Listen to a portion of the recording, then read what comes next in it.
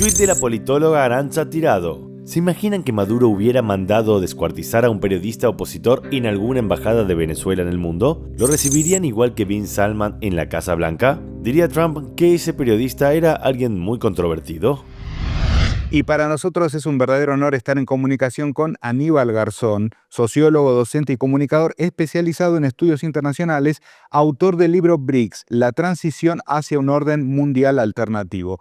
Aníbal, bienvenido al Frasco. Un placer a ti y a todo el equipo del Frasco. Muchísimas gracias por la invitación. Por favor. Bueno, Aníbal, primero, ¿qué te pareció esta visita del príncipe saudí a la Casa Blanca? Pero no solo eso, sino a Trump prácticamente justificando el asesinato de Khashoggi, diciendo que era una persona controvertida, ¿verdad? Bueno, yo creo que Trump, esa visita se analiza porque se sabe, ¿no?, que Arabia Saudí es un socio histórico de Estados Unidos. Justamente los petrodólares, ¿no?, se dieron en los años 70 pues, por ese pacto que hubo entre Estados Unidos y Arabia Saudí, con la caída de cuando la crisis del petróleo, ¿no?, la desdolarización, el caso de que hubo, ¿no?, del cambio dólar con oro, ¿no? Bueno, hace un poquito de contexto histórico. Por lo tanto, es un aliado de Estados Unidos, ¿no?, de Occidente en Oriente Medio. Por un lado es Israel y otro Arabia Saudí.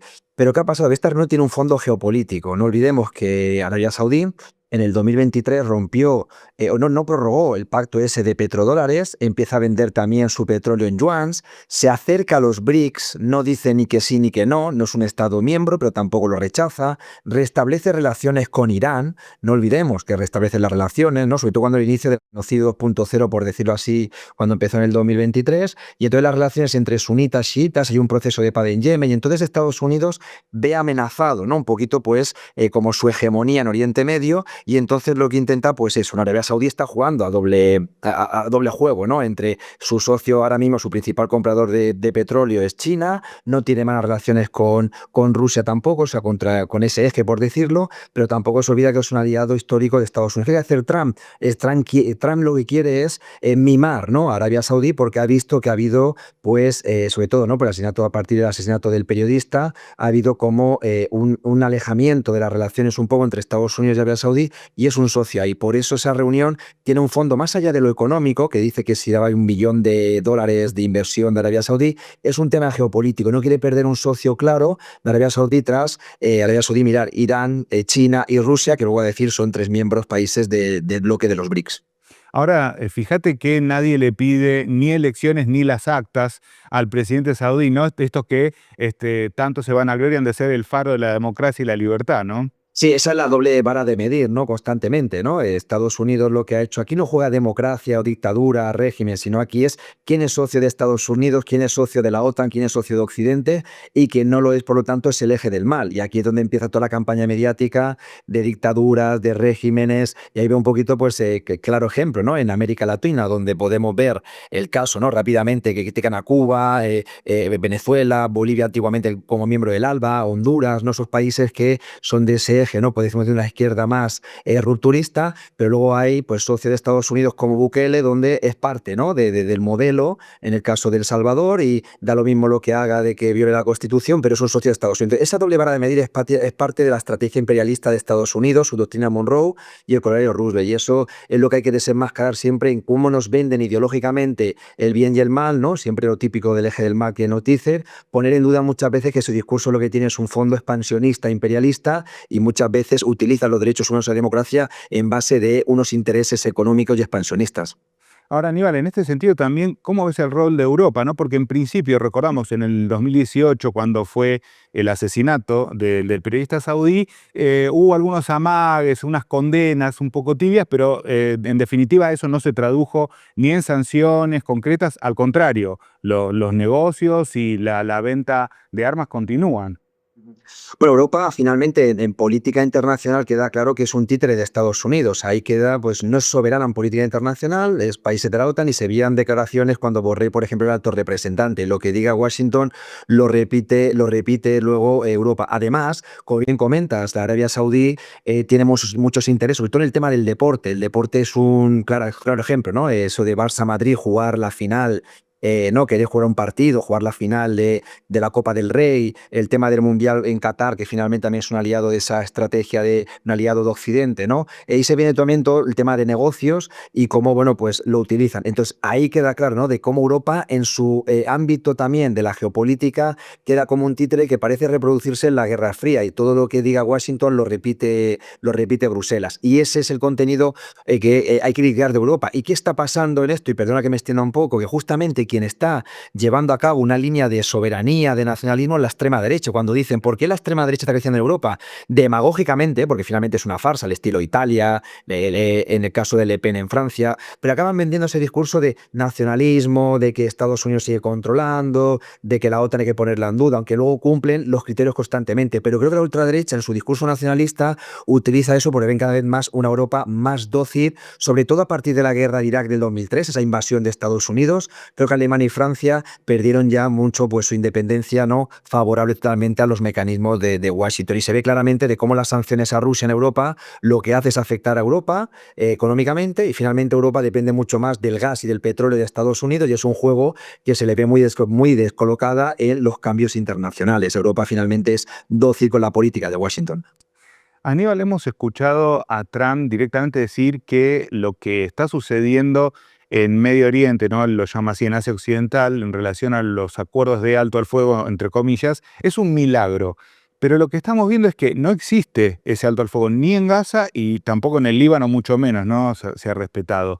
Ahora, ¿qué crees que hay de fondo, no? En realidad se trató de desarticular toda esta enorme masa de solidaridad hacia el pueblo palestino. Totalmente, ¿no? Vemos que desde ese supuesto alto al fuego del 10 de octubre, si no me equivoco, ¿no? Informes, que a veces siempre los números son mucho más masivos, ¿no? Pero hay ya más de 300 muertes, ha habido bombardeos, el último también ha sido al Líbano, que supuestamente había un alto al fuego de hace un año. Queda claro que continúa lo que es el genocidio. Yo creo que esto ha sido una campaña mediática donde ahora, analizando, ¿no? Los medios desde aquí, desde Barcelona, ya no existen los telediarios el tema de Gaza. Ahora se habla un poquito más del tema de Ucrania, pero ya no existe. Creo que ahí lo que viene es un soft power. Tenemos el hard power, es el tema de guerras, el tema, ¿no? De injerencias, tema economicista, pero luego el tema de las noticias y una sociedad de la información y la comunicación con las redes sociales es un campo de batalla, y el mismo, y Washington lo saben, claro. Entonces eso fue simplemente como un teatro. Decían que si premio Nobel de la Paz, ¿no? Que decían que finalmente se lo llevó un Machado, vaya un poco, ¿no? Tampoco había tantas diferencias con Trump, pero el caso se veía, ¿no? Que parecía que Trump se había puesto alto al fuego. No es un alto al fuego, es un alto a la comunicación. Yo creo que hay que decirlo así, un alto a la comunicación, a la sensibilización, a la solidaridad, a los movimientos. Salía muchísima gente a la calle, se hablaba del día a día, y de repente en un mes parece ya que el genocidio no existe cuando sigue existiendo. Creo que hay que analizarlo desde ese punto de vista, que es una limpieza de cara de Netanyahu y justamente de Trump intentando verse como la paz. Y no es totalmente lo contrario, son los que llevan a cabo totalmente el genocidio, y continúa bueno, pues lo que quieren finalmente Netanyahu hacer es masacrar y eliminar al pueblo de Gaza y invadir esa zona para, como decía Donald Trump, querían poner hoteles, querían poner turismo, y eso sigue vigente todavía en todo momento. Yo creo que al final es bueno, pues una campaña comunicativa para intentar eliminar la opinión pública, que era muy creciente en contra de ese genocidio. Aníbal, mencionabas el tema de Machado, ¿no? Que le han otorgado, bueno, el Premio Nobel de la Paz como una suerte de justificación, ¿no? Si se quiere. ¿Cómo ves esto que está ocurriendo en torno a Venezuela, ¿no? Estos envíos de buques, toda esta retórica agresiva. ¿Qué busca Estados Unidos? Bueno, sobre lo de Machado queda claro, ¿no? De que premio Nobel de la guerra, yo le decía, no de la paz, porque finalmente a llevar a cabo, apoyar una injerencia, ¿no? Invasión a un país, creo que al final ni es premio Nobel, ni siquiera es una persona patriota, ¿no? Porque eso es destruir un país. Yo creo que lo que está llevando a cabo Trump es una segunda fase. Han intentado ahogar hasta a Venezuela, lo llevó, no olvidemos que esto fue un seguimiento del Partido Demócrata y Republicano, Sí. por el que hizo de que era una amenaza exterior a Estados Unidos, lo hizo Obama, lo firmó, si no me equivoco, en 2014. Empezaron las sanciones. Hoy en día tiene más de 1000 sanciones Venezuela. ¿Qué ha pasado? Que Venezuela, dentro de este mundo multipolar, ha restablecido sus relaciones con China, con Rusia, con muchos países del sur global, y por lo tanto, de un ahogo económico muy fuerte en 2019, 2019, 2020, 2021, una situación muy complicada. Parece ahora mismo que son los países que mayor crecimiento tiene económico es Venezuela. ¿Por qué? Porque sabía que las sanciones de Estados Unidos, las 1000 sanciones, con un mundo donde ahora ya pueden negociar chinos y rusos y además son los malos de Estados Unidos y el mundo es multipolar y ya no hay una economía tan dolarizada, hay otro tipo de, ¿no? de relaciones internacionales en el sur global. Ahora la batalla dice, como ya no le funciona el ahogo económico, ahora tenemos que ir ya a lo que es el ahogo militar. Y entonces la campaña esta, ¿no? de llevar ahora el tema, sobre todo bajo el tema del narcotráfico, porque esa campaña que lleva Estados Unidos no es nueva, no olvidemos lo que hizo con Noriega en Panamá en el año 89. Sabe que ahora mismo el tema de las drogas es un problema que tiene en común en mucha población de Estados Unidos, en la población trabajadora, se ve, es un problema. Entonces, para llevar a cabo esa legitimidad para invadir un país, utilizan el tema de las drogas, como lo hicieron con Nicaragua, con Honduras, siempre, ¿no? con las injerencias en Colombia, el tema de las drogas, porque saben que eso afecta mucho a la opinión pública de la población estadounidense. Para legitimar una guerra, una invasión, el tema de las drogas es el punto clave. Por eso dicen el cártel Los Soles y han dicho que Maduro son unos narcotraficantes cuando no hay pruebas, para llevar a cabo las injerencias militares, porque saben que el ahogo económico ya no funciona, ya está despegando con sus problemas, sus desafíos, ¿no? y sus metas Venezuela, pero está despegando. Ahora viene ese tema. Yo me pregunto, ¿dónde está entonces esa supuesta comunidad internacional, sobre todo en Occidente? ¿Qué dice Europa? ¿Qué dicen los países de la OTAN? ¿Qué dice el G7? Cuando esto es una violación del derecho internacional y de los derechos humanos, lo que está llevando a cabo Estados Unidos.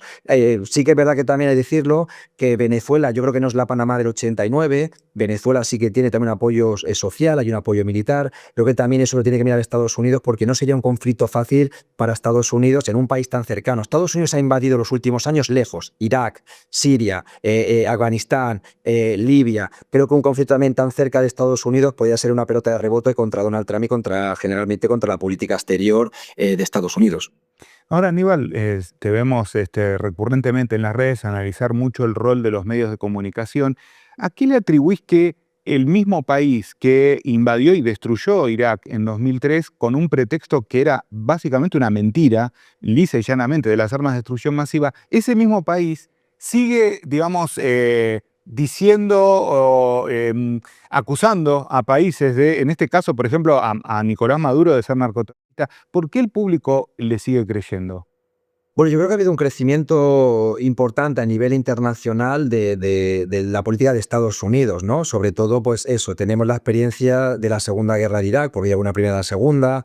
Se decía del tema de Libia, ¿no? También diciendo las mentiras. Incluso se hablaba en su momento, no olvidemos, de Yugoslavia previamente, ¿no? Se iba el tema del genocidio en el tema de Kosovo, ¿no? O sea, muchas mentiras y las fake news. Yo creo que a Trump, ¿no? Muchas veces con la que dice las contradicciones y los medios de comunicación incluso le critican, pero hay todavía como ese miedo dócil por parte sobre todo de Occidente a que quien manda en el mundo es Estados Unidos y hay que cumplir lo que dice. Y eso hace que todavía hay una dependencia muy clara, porque Estados Unidos tiene 800 bases militares en el mundo. Estados Unidos todavía pues tiene una economía de guerra. Saben todavía que hay unos intereses mucho en el tema de por qué Estados Unidos en sus más de 200 años de independencia creo que solamente ha habido 7 años que no ha tenido guerra, porque es una economía de la guerra, es una economía del dólar, finanzas, pero también es una economía de la guerra. Y en base a toda esa campaña utiliza también, no olvidemos, los medios de comunicación. Creo que falta pensamiento crítico. Por ejemplo, en el caso de política exterior mirado desde Europa, no tenemos ese pensamiento. Cerraron medios de comunicación.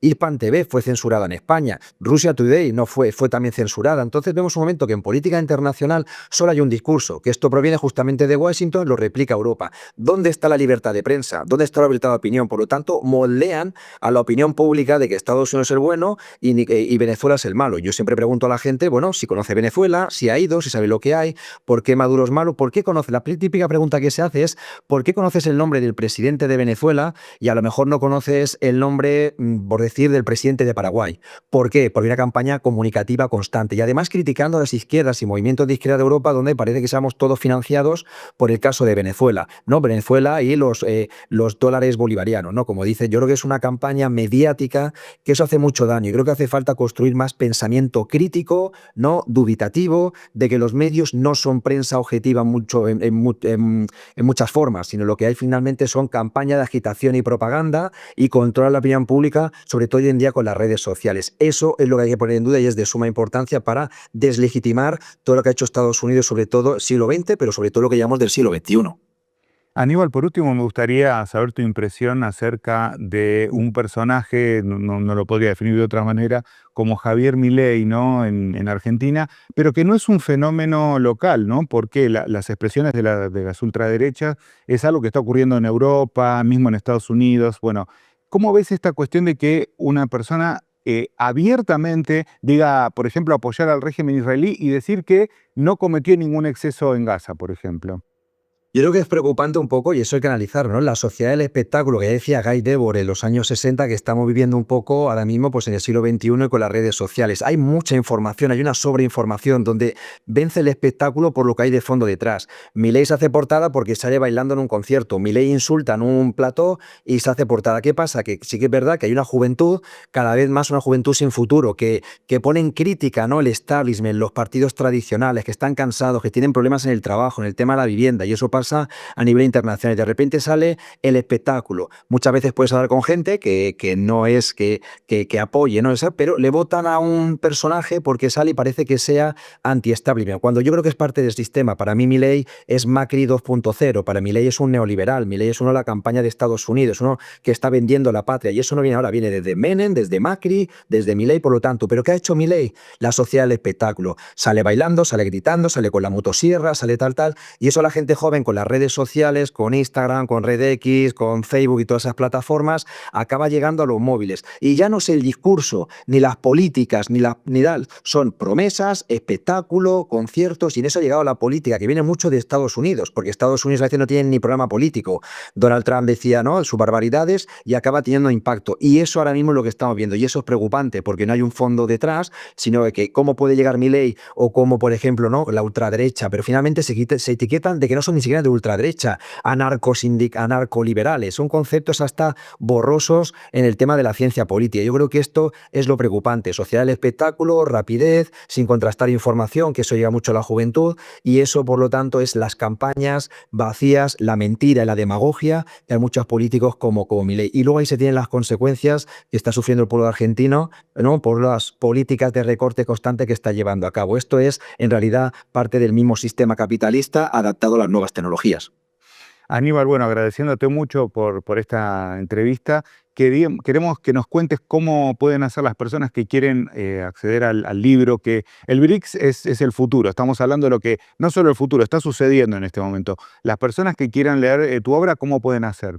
Sí, pues vi la transición hacia, ¿no?, un orden mundial alternativo, justamente que es de Editorial ACAL. Se puede acceder tanto en ACAL por internet, ¿no?, y se tiene a nivel virtual, pero también se ha llevado a Argentina el libro, se está distribuyendo allí en diferentes librerías, o sea, no solamente que fue editado aquí en el Estado español, pero también llegó a América Latina, porque creo que es un libro y allí lo editaron pues hace unos meses. En Argentina lo han presentado en algunas ferias, ¿no?, de latinoamericanas. Creo que es un libro que, bueno, pues está abierto sobre todo con un lenguaje muy para llegar a las clases populares, porque lo académico muchas veces llega a una cierta élite. Yo lo enfoco desde una clase trabajadora que pueda llegar a los barrios y sabiendo un poco la geopolítica, cómo se mueve y los intereses, ¿no?, y cómo los BRICS pues, pueden hacer frente a ese mundo unipolar, a Estados Unidos y Occidente, creando sobre todo un abanico muy pragmático donde entran países muy variopintos, desde Cuba, que es socio, hasta Emiratos Árabes, Rusia, Brasil, ¿no?, Venezuela fue una de las candidatas, Argentina iba a entrar, pero Milei dice que no. Yo creo que ahora mismo hay una disputa importante a nivel internacional, y para leer el mundo hay que entender los BRICS versus G7, Occidente y OTAN, que ahora mismo es el abanico de choques y por eso Trump habla tanto de los BRICS, porque le molesta. Creo que es de suma importancia para entender el mundo, entender qué son los BRICS y la función un poco del libro. Aníbal, muchísimas gracias por este espacio y hasta un próximo encuentro. Gracias a vosotros, un fuerte abrazo. El Frasco. Medios sin cura.